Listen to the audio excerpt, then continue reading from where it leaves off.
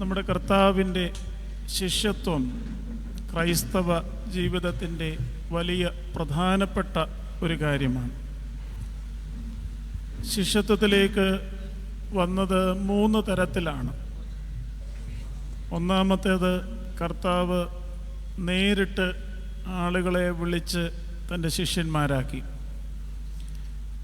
രണ്ടാമത്തേത്, മറ്റുള്ളവരാൽ ആനയിക്കപ്പെട്ട് കർത്താവിൻ്റെ ശിഷ്യത്വത്തിലേക്ക് വന്നവർ.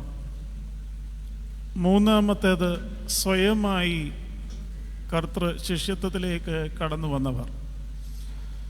ഭൂരിഭാഗം ശിഷ്യരും അത്തരത്തിൽ വന്നവരാണ്. എന്നാൽ അങ്ങനെ വരുമ്പോഴും കർത്താവ് പറഞ്ഞ വളരെ പ്രധാനപ്പെട്ട ഒരു കാര്യം നാം സ്മരിക്കേണ്ടതാണ്. എൻ്റെ പിതാവ് ആകർഷിച്ചിട്ടല്ലാതെ ആരും എൻ്റെ അടുക്കൽ വരികയില്ല. ഈ വിധത്തിൽ മൂന്നാമത്തെ വിഭാഗത്തിലാണ് ഭൂരിഭാഗവും കർത്തൃ ശിഷ്യത്വത്തിലേക്ക് വന്നത്.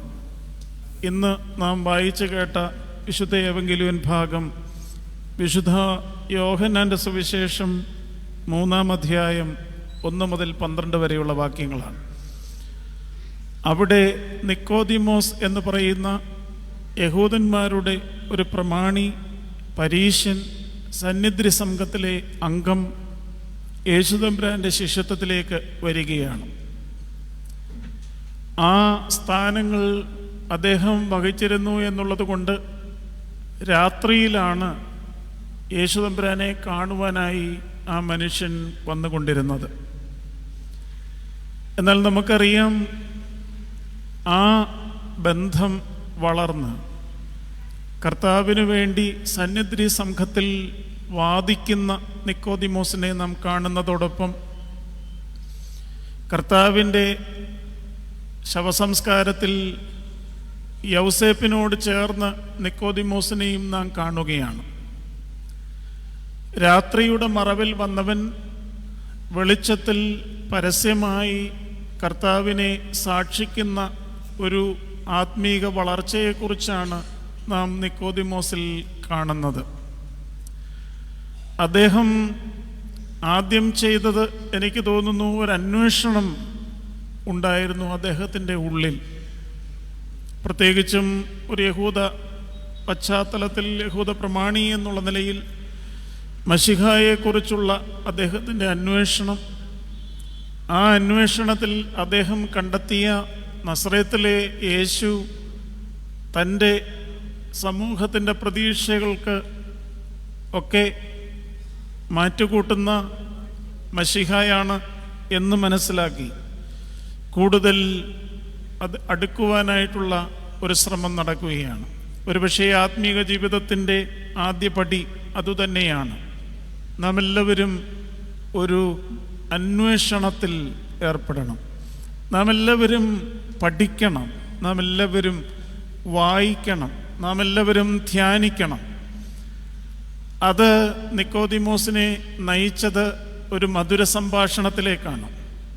യേശുതമ്പുരാനുമായി ഈ നിക്കോദിമോസ് വളരെ ഗഹനമായ വിഷയങ്ങൾ ചർച്ച ചെയ്യുകയാണ്. അത് വീണ്ടും ജനനത്തെക്കുറിച്ച്, നിത്യജീവനെക്കുറിച്ച്, സ്വർഗരാജ്യത്തിലെ പ്രവേശനത്തെക്കുറിച്ചൊക്കെ ഉള്ള ഒരു ചർച്ചയിലേക്ക്, ഒരു മധുര സംഭാഷണത്തിലേക്കെന്ന് വേണമെങ്കിൽ നമുക്ക് പറയാം, പ്രവേശിക്കുകയാണ്. അപ്പോൾ അന്വേഷകൻ രണ്ടാമത് വന്നെത്തുന്ന ഒരു തലമാണത്. കർത്താവുമായിട്ടുള്ള ഒരു കോൺവെർസേഷൻ, കർത്താവുമായിട്ടുള്ള ഒരു ക്വാളിറ്റി ടൈം, ഒരു മധുര സംസർഗം ഉണ്ടാകേണ്ടത് ആവശ്യമാണ്. നമ്മുടെ ശിഷ്യത്വത്തെക്കുറിച്ചൊക്കെ നാം വിലയിരുത്തേണ്ട ഒരു സമയം കൂടെയാണ്. എപ്പോഴെങ്കിലും അത്തരത്തിലുള്ള ജീവിതത്തിൽ ഓർത്തിരിക്കുവാനുള്ള നല്ല നിമിഷങ്ങൾ കർത്താവുമായി പങ്കിട്ടത് നമുക്ക് ഓർമ്മയുണ്ടോ? അങ്ങനെയൊക്കെ സംഭവിച്ചിട്ടുണ്ടോ?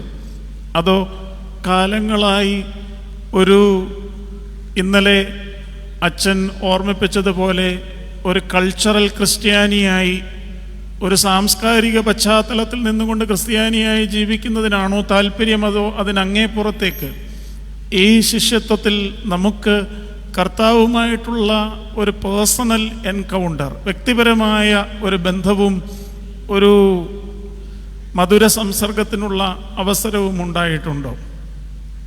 അതാണ് ആ മനുഷ്യനെ ബോധ്യത്തിലേക്ക് നയിച്ചത്. നമുക്ക് ബോധ്യമില്ല എങ്കിൽ അതിൻ്റെ അർത്ഥം നാം ഇതുവരെയും കർത്താവുമായി മധുര സംസർഗത്തിൽ വന്നിട്ടില്ല എന്ന് തന്നെയാണ്. അവിടെ നിന്നുമുള്ള അടുത്ത സ്റ്റെപ്പ് കർത്താവിന് വേണ്ടി വാദിക്കുവാനായിട്ടുള്ള ഒരു ധൈര്യത്തിലേക്ക് പ്രവേശിക്കുകയാണ്. സന്നിധി സംഘത്തിൽ കർത്താവിനെ കുറിച്ച് ചർച്ച ചെയ്യുമ്പോൾ അവിടെ നിക്കോദിമോസ് കർത്താവിന് വേണ്ടി വാദിക്കുന്നത് നാം കാണുന്നുണ്ട്. അതൊക്കെ ഒരു ബോധ്യം ഉണ്ടായിക്കഴിയുമ്പോൾ സംഭവിക്കുന്ന ഒന്നാണ്. അല്ലെങ്കിൽ നാം ഇങ്ങനെ തന്നെ ജീവിച്ചു പോകും. ഏറ്റവും പ്രധാനമായി അവസാനമായി പബ്ലിക്കായിട്ട് പരസ്യമായി കർത്താവിൻ്റെ ശരീരം ഏറ്റുവാങ്ങി താൻ ശിഷ്യനാണ് എന്ന് പ്രഖ്യാപിച്ച് ജീവിക്കുവാനായിട്ട് ശ്രമിക്കുന്ന നിക്കോദിമോസിനെയാണ് നാം കാണുന്നത്.